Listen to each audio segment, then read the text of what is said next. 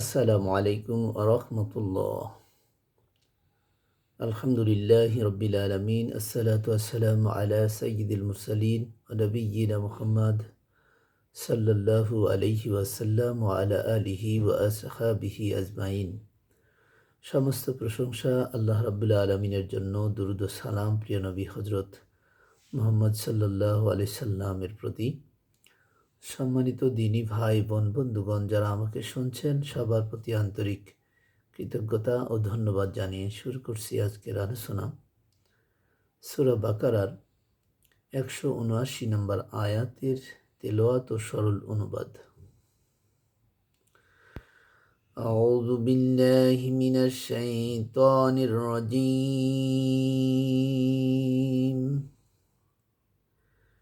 বিসমিল্লাহির রহমানির রহিম।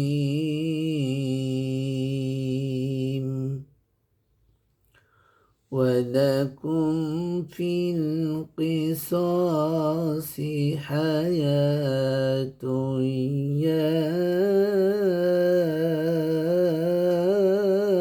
أولي الألباب لعلكم تتقون।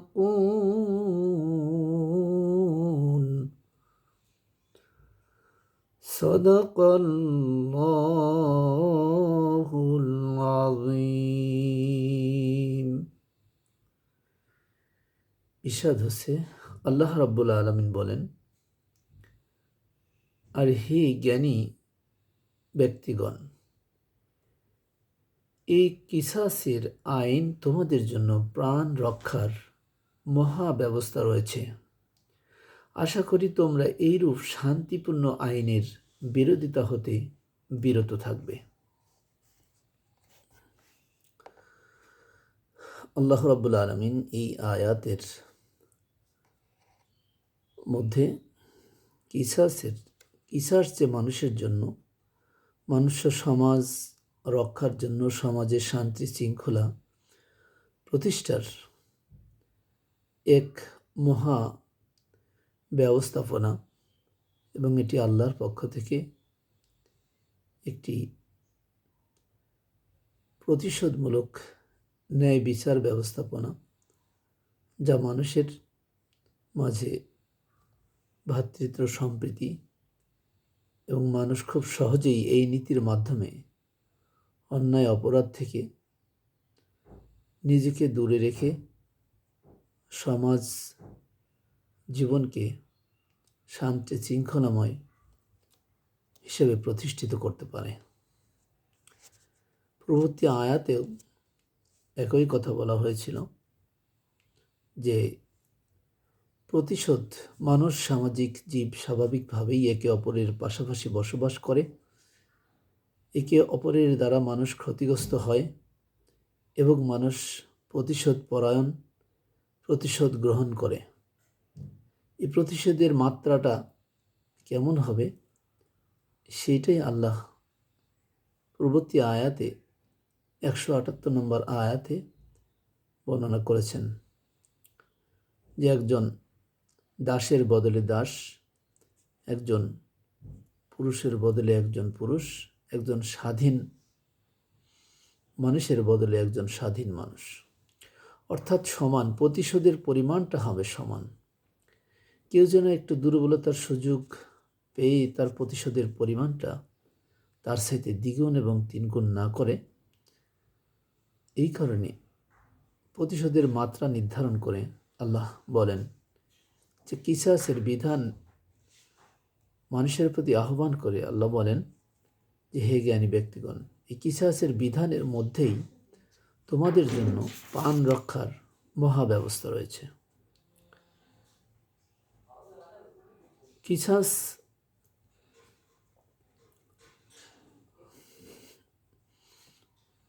একটি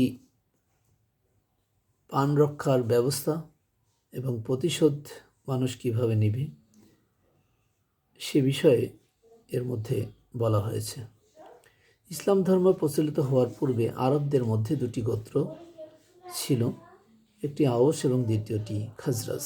উভয়ের মধ্যে ভীষণ লড়াই এবং যুদ্ধ বছরের পর বছর লেগেই থাকত এবং একে অপরের সাথে শত্রুতা করত এবং এক একটি ঘটনার কারণে একদল আরেক দলের প্রতি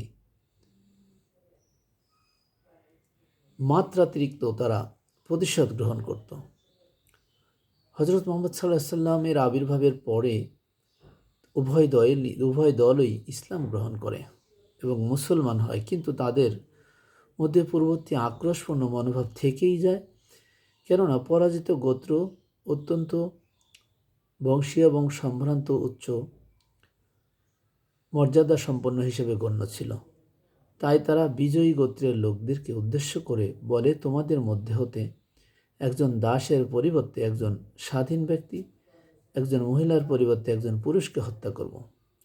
তাদেরই অতিরঞ্জিত বক্তব্যের প্রেক্ষিতেই মূলত কিসাসের বিধান নাজিল হয় এবং আজকের এই আয়াতে আল্লাহ তাআলা জ্ঞানীদেরকে ইঙ্গিত করে বলেছেন যে কিসাস এমন একটি, এই আয়াতের এমন একটি বিধান যে বিধানকে তোমরা কখনোই এর বিরোধিতা করবে না। স্বাভাবিক দৃষ্টিতে খারাপ মনে হলেও এটি পুরো মানব সমাজের জন্য, মানবের কল্যাণের জন্য প্রতিশোধ পরায়ণতার মনোভাব এবং প্রতিশোধের মাত্রা নির্ধারণ করে আল্লাহ তাআলা এই দুটি আয়াতের মধ্যে মানব সমাজের কল্যাণের দিক নির্দেশনা দিয়েছেন। যদি কারো কাছে কারো প্রতিশোধ নিতেই হয়, তাহলে সে যে পরিমাণ ক্ষতি করেছে সেই সমপরিমাণ ক্ষতির প্রতিশোধ নেবে, অতিরিক্ত নয়। সাম্প্রতিক সময়ে যদি আমরা একটি বিষয় দেখি যে বাংলাদেশে ঘটে গেছে, মোহনা নামে একটি মেয়ে, বিমান কর্মরত এমডি, তার বাসায় কাজের মেয়ে ছিলেন। তাকে যেভাবে অত্যাচার নির্যাতন করা হয়েছে, তার শরীরকে আগুনের সেক দিয়ে ক্ষতবিক্ষত করা হয়েছে। এই মেয়েটিকে যখন সাংবাদিকরা প্রশ্ন করে, তার কাছে জানতে চাওয়া হয়েছিল যে সে কী ধরনের বিচার চায়, সেও একই কথা ব্যক্ত করেছিল যে আমাকে যেভাবে আগুন দিয়ে সেক দেওয়া হয়েছে, তাদেরকে যেন এভাবেই দেওয়া হয়। আল্লাহ রাব্বুল আলামিন এই আয়াতের মধ্যে এমনটি বলেছেন যাতে মানব সমাজে শৃঙ্খলা ফিরে আসে।